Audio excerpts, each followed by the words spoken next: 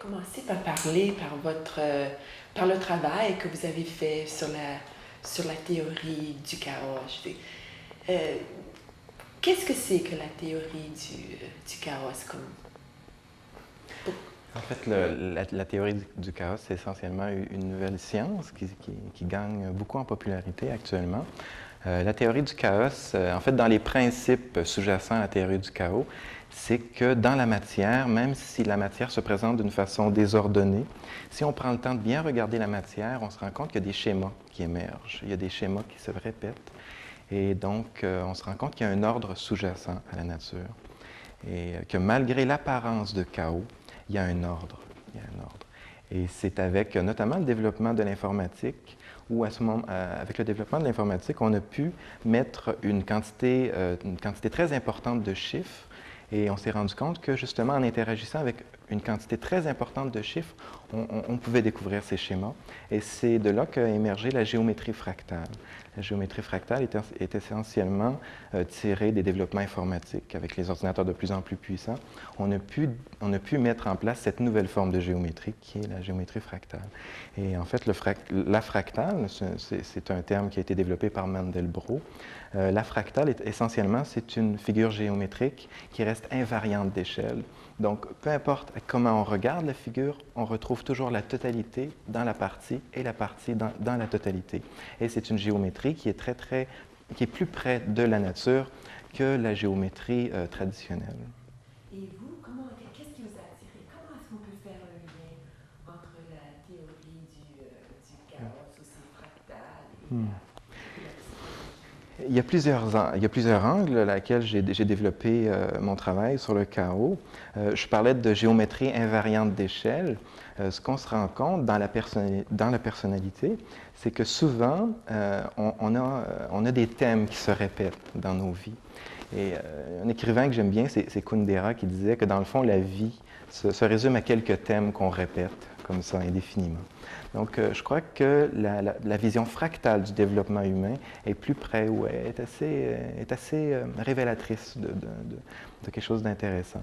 Donc, et ça, on observe ça au niveau du fonctionnement des complexes. Lorsqu'on est aux prises avec un complexe maternel à la base, on peut voir dans la sphère de nos vies comment ce complexe-là se fractalise, se déploie dans plusieurs sphères de nos vies. Et on se rend compte que s'il y a quelque chose qu'on ne veut pas apprendre, ou en fait, si le complexe, on n'arrive pas à l'intégrer, on se rend compte qu'il arrive inévitablement par des événements extérieurs. Et c'est là que le traumatisme, c'est là que le chaos arrive souvent pour nous aider à apprendre quelque chose sur nous. Jung, il disait, ce qu'on ne veut pas savoir de nous-mêmes arrive inévitablement comme de l'extérieur par un destin. Je ne sais pas si je m'exprime bien, mais en fait, c'est essentiellement ça. Si on ne veut pas apprendre quelque chose de soi, ça arrive de l'extérieur par des chocs, par des situations de chaos qui nous amènent à nous développer. alors, si vous devriez appliquer la théorie du chaos, disons, pour faire un lien entre le Québec et le Canada, il me semble qu'on est en train de vivre vraiment comme une période un peu chaotique, d'instabilité. Oui. Comment est-ce qu'on pourrait appliquer cette théorie au rapport entre... OK. Essentiellement, ce que j'aimais bien dans la vision de couple du Québec et du Canada, c'est qu'on se rend compte qu'il y a des étapes. Des étapes dans un couple, de la même façon, on peut transposer ça justement en fractalisant justement les couples individuels et en fractalisant ça aussi dans le couple qu'on pourrait dire Québec-Canada. Donc, on peut vraiment faire ce jeu d'échelle entre l'individuel et le collectif. Et comment ça peut s'adresser? C'est dans le développement de couple normal, on assiste à des phases. Il y a la phase de lune de miel où là, à ce moment-là, tout est beau. Dans la lune de miel, on n'a pas nécessairement conscience de la différence de l'autre. L'autre est pareil. L'autre est merveilleux. En fait, toutes les qualités, on voit toutes les qualités chez l'autre. Ça, c'est la belle phase dans le développement du couple. Au niveau de la deuxième phase, qui se trouve être la lutte de pouvoir, à ce moment-là, l'autre est plus merveilleux. À ce moment-là, on se rend compte que l'autre, il y a des choses qu'on n'aime pas. Et à ce moment-là, c'est le lieu des projections. À ce moment-là, on projette chez l'autre ce qu'on ne veut pas voir de soi. Et à ce moment-là, c'est plus seulement que des projections, des belles projections, mais c'est souvent aussi des projections de l'ombre. Donc des projections de choses qu'on ne veut pas voir de soi. Et à ce niveau-là, c'est là que la tension s'installe. Lorsqu'on assiste à la lutte de pouvoir dans un couple, c'est essentiellement une période de tension, donc une période de chaos. Et actuellement, comment on peut transposer ça avec la situation Québec-Canada, c'est que je crois qu'on est effectivement dans une situation de tension, une situation de chaos où l'autre est une menace. Et essentiellement, ce qui est développé, ce que j'essaie de développer dans mon travail, c'est que l'autre, si on voit l'autre comme une menace, c'est intimement lié à la perception qu'on a de soi-même. Moins on est sûr de notre identité, plus l'autre devient une menace et plus l'autre devient un compétiteur. Alors que l'enjeu de la lutte de pouvoir, c'est d'arriver à percevoir l'autre comme un collaborateur. Et actuellement, je pourrais dire, puis il ne faut pas se le cacher, 95% des couples ne passent pas au travers de la lutte de pouvoir dans les couples. Ça ne veut pas dire nécessairement que 95% de divorces. Il y a des gens qui continuent dans la lutte de pouvoir et qui se maintiennent là-dedans, comme on a des situations de bourreaux, victimes, qui se stabilisent et qui arrivent quand même à fonctionner relativement bien. Mais essentiellement, si on applique ça à la situation Québec-Canada, c'est qu'actuellement, on est en situation de tension. Et de cette tension-là, je crois que peut émerger quelque chose si on apprend à tolérer cette tension d'opposés. Et ça, c'est une notion typiquement jungienne, que dans la tension d'opposés émerge quelque chose. Mais trop souvent, on essaie d'éviter ces tensions-là. Et actuellement, c'est peut-être ça, je pense, qui peut être problématique dans le rapport Québec-Canada, c'est qu'il y a une tension, on préfère s'en aller plutôt que de jouer avec la tension. Par contre, il y a une perception qu'on pourrait dire du Canada avec le Québec qui dépasse peut-être pas le stade de lune de miel où le Canada perçoit le Québec comme semblable. Et à ce moment-là, il y a un problème parce que le Québec se sent différent. Et à ce moment-là, on a peut-être un petit peu de difficulté à se faire valoir. Et puis ça, c'est une source de tension que de ne pas pas se sentir percevoir différent. Et à ce moment-là, on peut peut-être penser que le Canada est encore dans sa lune de miel avec le Québec, de percevoir le Québec comme étant semblable et tu es comme moi ou tu n'es pas différent et tout ça. Et donc, à ce moment-là, il y a une source... Pourtant, c'est pas une très belle lune de miel, je veux dire. Comment est-ce qu'on est... Disons, si on devait faire un peu l'histoire, un peu psychanalytique du Québec, qu'est-ce qu'elle pourrait être, l'histoire psychanalytique du Québec? En fait, lune de miel ne veut pas nécessairement dire quelque chose de nécessairement beau. En fait, lune de miel, je pourrais dire, c'est plutôt le stade de la passion, ou le stade où on se lie à quelqu'un sans trop savoir pourquoi. Et en fait, la passion se nourrit essentiellement du vide. La passion amoureuse se nourrit essentiellement du vide. Et on pourrait dire peut-être que si on essaie de retracer un peu l'histoire du Québec et du Canada, essentiellement, on trouve une espèce de complexe qu'on pourrait dire d'abandon. En fait, le Québec a été abandonné d'une certaine façon par la France. Et ça fait en sorte de nourrir un certain complexe qu'on pourrait dire un complexe d'abandon. Donc, dans ce sens-là, il y a un vide. Il y a un vide qui s'installe et qui peut être comblé par n'importe quoi, je ne veux pas. En fait, c'est qu'on se présente justement avec un vide qu'on demande de combler premier venu, et c'est là que quelque chose s'installe. Donc, on peut dire qu'effectivement, le rapport Québec-Canada se construit essentiellement dans ce complexe-là d'abandon, on pourrait dire, donc dans ce vide. Et le lieu du couple, essentiellement, c'est un lieu où on fait des demandes. En fait, c'est le lieu des demandes parentales non reçues. Et dans ce sens-là, on peut peut-être voir que le Québec demande peut-être des choses au Canada basées sur ce manque-là. Et quand il ne l'a pas, on se fâche et on part. Et ce qu'on appelle en psychologie de la contre-dépendance. C'est intéressant de voir le sentiment d'indépendance, à quel point ça devient fort et chargé de quelque chose. Il faut se demander qu'est-ce qu'il y a dans l'ombre à ce moment-là. Donc, quand le sentiment d'indépendance, vouloir quitter absolument quelqu'un, il faut se demander, il y a peut-être des besoins qui ont été frustrés, justement. Et des besoins de dépendance, justement. Et c'est intéressant aussi de voir dans une société comment ces besoins de dépendance-là, quand on valorise l'indépendance, se développent justement dans ce qu'on appelle l'ombre, par d'autres sortes de problèmes de dépendance. Quand on regarde les problématiques reliées à la consommation d'alcool, de drogue, ce genre de choses-là, qu'on retrouve justement dans les sociétés qui valorisent l'autonomie, qui valorisent l'indépendance, qui valorisent justement ce genre de choses-là. Et donc, c'est comme, j'ai pas eu ce que je voulais, j'ai été abandonné, j'essaie de le demander, j'ai pas eu ce que je voulais, je me fâche, je pars.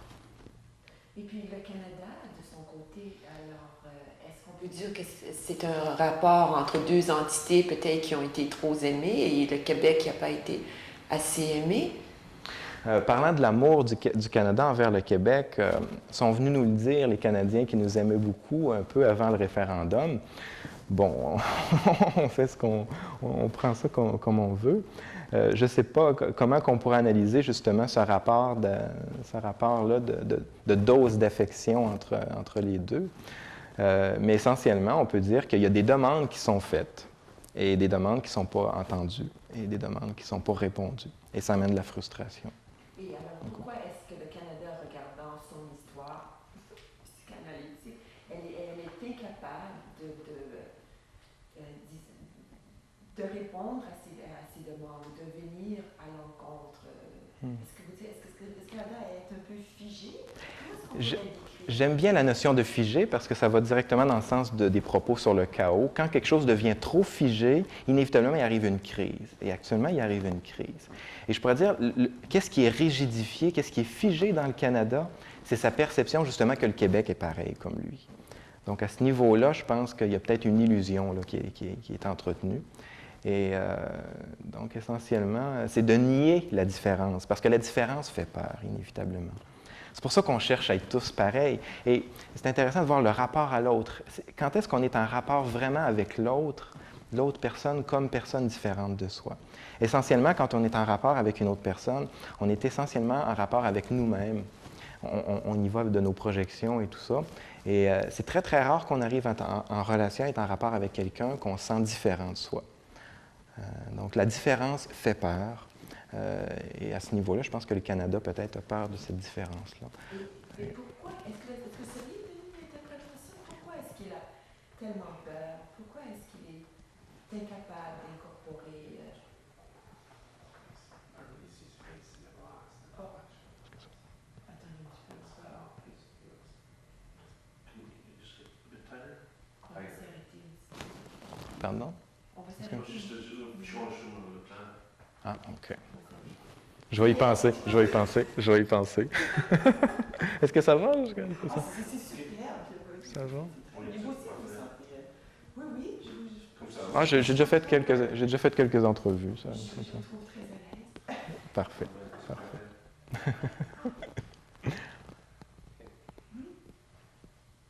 Alors, c'est ça. Alors, mais tous les deux sont figés, par exemple. Il n'y a rien qui se passe, hein. Je dis, il semble qu'il y a le même climat. Alors, comment est-ce qu'on peut... Pourquoi est-ce que le Canada est figé? Pourquoi il est incapable de reconnaître l'autre dans son histoire? Qu'est-ce que ça pourrait être? Changer fait peur. Inévitablement, changer fait peur. D'ailleurs, c'est pour ça que je pourrais dire que dans nos vies individuelles, c'est souvent par la crise, par le choc que le changement va se faire. Pourquoi cette peur du changement du Canada? Possiblement que ça le confronte inévitablement à son identité. Possiblement que le Canada s'est construit, effectivement, avec le Québec, mais de concevoir qu'effectivement, il a bâti quelque chose qui a bâti un pays sur l'uniformité, alors qu'il y avait peut-être plus de différences que ce qu'il pensait. Peut-être, je ne sais pas, j'essaie de voir, mais peut-être que de tolérer cette différence-là, c'est peut-être pas possible. De tolérer qu'il y a cette si grande différence-là entre les deux cultures. Et ça le confronte inévitablement à c'est que ça amène le Canada à se redéfinir. Ça amène le Canada à se redéfinir comme entité. Oui. Puis quand on regarde un peu à l'inconscient collectif, est-ce qu'on peut dire que le Québec, qu'est-ce que c'est, disons, l'inconscient collectif pour... Est-ce qu'on peut commencer par donner une interprétation à l'inconscient collectif et peut-être en quoi consiste l'inconscient collectif québécois et celui-là canadien? Et peut-être que c'est pour ça aussi qu'il y a cette tension-là entre les deux. En fait, l'inconscient collectif, c'est ce qu'on pourrait dire le réservoir de toutes les expériences de l'humanité. On peut dire qu'il va, entre guillemets, s'individualiser un petit peu plus selon des cultures, mais essentiellement, l'inconscient collectif, c'est un fond commun.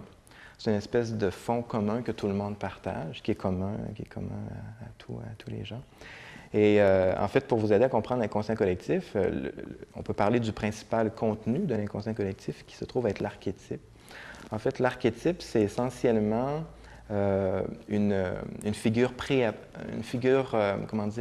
une forme a priori, c'est-à-dire on pourrait dire, Jung employait le terme, une organe de la perception, qui fait que, de la même façon que dans le développement des gens, on a développé des organes physiques, de par notre histoire. De la même façon, selon Jung, on a développé aussi des organes psychiques qui nous amènent à voir la réalité d'une certaine façon. Et c'est essentiellement ça, l'archétype. Ça nous amène à voir la réalité d'une certaine façon de par l'histoire qu'on a eue. Comme par exemple le fait de voir le jour et la nuit. Depuis le début des temps, l'homme est confronté au fait qu'il y a un jour et une nuit. Donc ça constelle quelque chose dans la psyché, ça amène à voir la réalité d'une certaine façon. Le rapport à la mère. Depuis le début de l'humanité, l'homme, la femme ont un rapport avec une figure féminine. Ça constelle quelque chose dans l'inconscient à force de répéter, et ça constelle alentour de ce qu'on appelle l'archétype de l'anima. Donc, c'est un exemple qu'on peut donner du contenu de l'inconscient collectif. Donc, essentiellement, des expériences communes qui sont regroupées alentour on pourrait dire, de noyaux qui nous amènent à percevoir la réalité d'une certaine façon. C'est comme des organes de la perception, dans ce sens-là, les archétypes. Alors, ces perceptions qui sont liées à l'inconscient collectif québécois, qu'est-ce que ça pourrait être? C'est une bonne question de voir qu'est-ce qu'il y a de particulier dans la psyché québécoise. C'est une bonne question.